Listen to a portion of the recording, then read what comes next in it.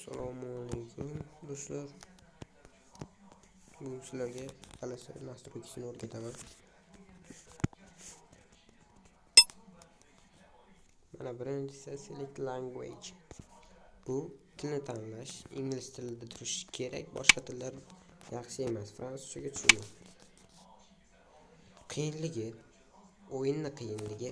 Meniki mediumda turadi. Misol hardga o'tkazib qo'ysalaring ham bo'ladi. Mana ko'pincha meniki hardda turadi.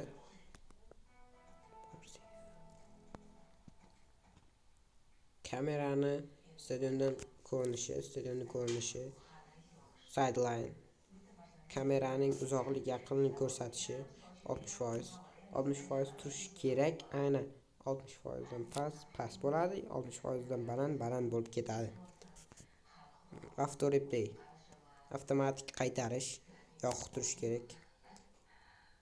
Jamoani kuchaytirish yoqib turishi kerak.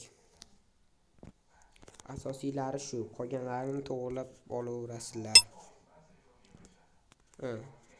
O'yinchining ismi boshni tepasida, radar kerak.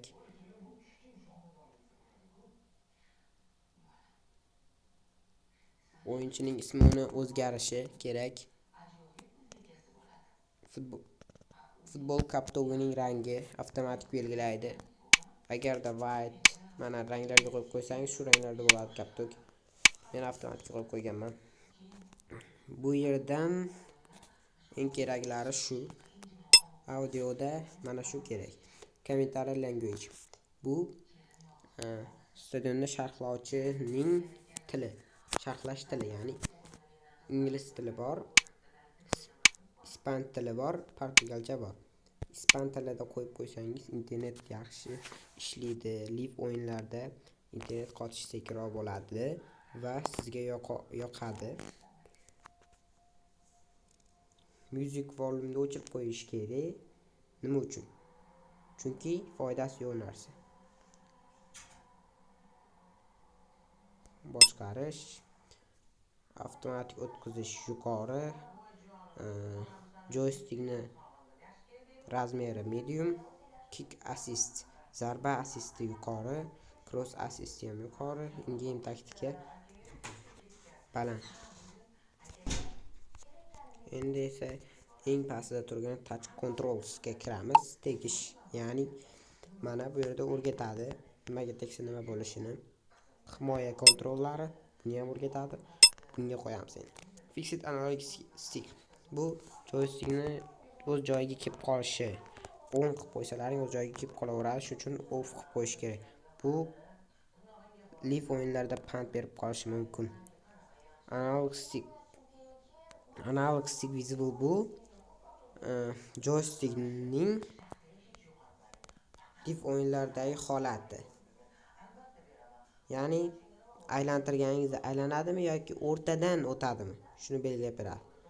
Bu analog stick size. Joystickning hamda ABS, ya'ni tugmachalarning razmeri. Bu yerda keraklari shu. Off, on hamda medium. Endi esa pastdagi gamepad controls ga kiramiz. Bu joystick. Bu kerak emas aslida. Bu joystickga ulaganingizda asqotadigan narsa, lekin hozircha bizga kerak emas. To'g'ridan to'g'ri.